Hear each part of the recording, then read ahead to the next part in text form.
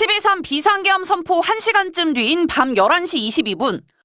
윤석열 전 대통령이 추경호 전 국민의힘 원내대표와 2분간 통화하면서 계엄이 오래 안 갈 거니까 걱정하지 말라. 내가 이제 잘하겠다고 말한 것으로 내란 특검은 파악했습니다. 이때 추 전 원내대표는 계엄에 반대하지도 우려를 표명하지도 않고 윤 전 대통령의 요청에 따르기로 했다고 특검은 공소장에 적시했습니다. 추 전 원내대표가 홍철호 전 대통령실 정무수석, 한덕수 전 국무총리와도 연달아 통화하며 계엄 선포 취지를 파악하면서도 이 같은 통화 내용을 의원들에게 공유하지 않았다고 봤습니다. 의원들이 계엄의 위헌 위법성을 인식하고 계엄 해제 표결에 참여할지 결정할 수 있는 중요한 정보인데도 알리지 않았다는 겁니다. 또 12월 4일 오전 0시 3분쯤 어떻게든 본회의장으로 와달라는 한 전 대표의 요구에 추 전 원내대표가 거기에 더불어민주당 의원들도 있고 공개된 장소인데 원내대표실인 아래층에서 여러 상황을 정리하고 투표가 결정되면 올라가도 되지 않겠냐라며 사실상 이탈을 요구했다고 특검은 판단했습니다. 한 전 대표가 계속 본회의장을 떠나지 않자 원내대표실에 있던 신동욱 의원은 두 차례에 걸쳐 한 전 대표에게 우리 당이 하나의 행동을 해야 한다, 의견을 모아 입장을 정리해야 한다며 다시 이탈을 요구한 사실도 파악됐습니다. 실제 예결위 회의장에 있던 국민의힘 의원 3명과 본회의장에 있던 의원 1명이 이탈해 계엄 해제 표결에 불참했습니다. 계엄군이 국회 본관에 진입하고 국회의원들은 계엄 해제 표결을 위해 본회의장에서 기다리던 때였습니다.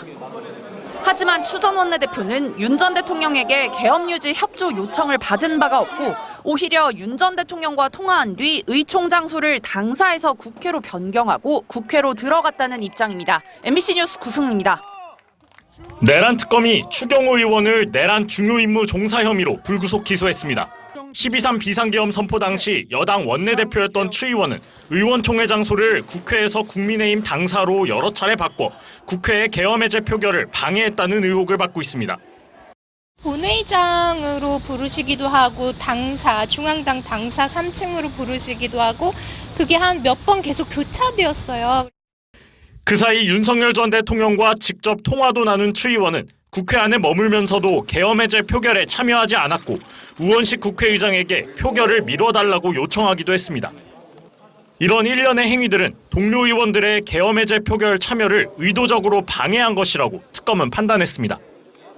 윤석열 전 대통령의 비상계엄 유지를 위한 협조 요청을 받고 무장한 군인에 의해 국회가 짓밟히는 상황을 목도하고도 아무런 조치를 취하지 아니하였습니다.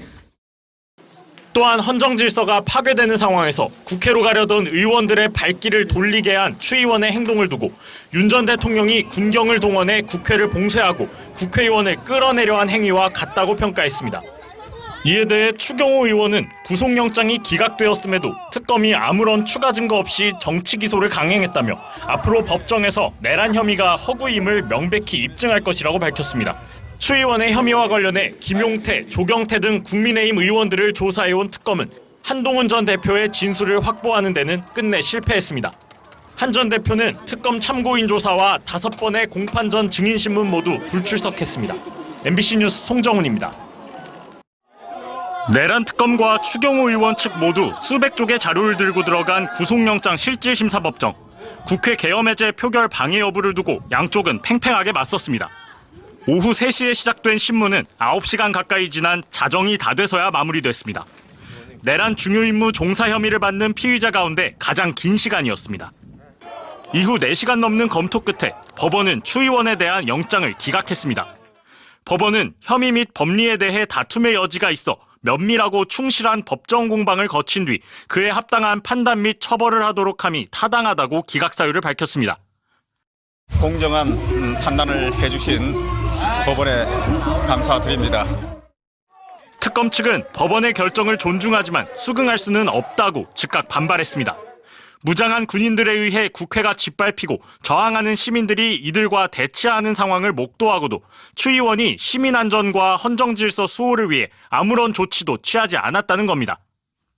계엄 당시 여당의 원내대표였던 추 의원은 윤 전 대통령과 2분가량 통화를 나눴고 이후 의원총회 장소를 국회에서 당사로 변경하는 등 혼란을 야기했습니다.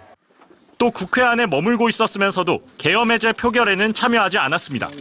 영장 판사의 판단대로 실제 국회의 계엄 해제 표결을 방해했는지 다툼의 여지가 있다면 그날 계엄군이 국회 침탈에 성공해 의원들이 끌려 나오고 계엄 해제 표결 정족수를 채우지 못하는 일이 벌어졌어도 원내대표였던 추 의원에게는 법적 책임을 물을 수 없다는 건지 근본적인 의문이 남습니다.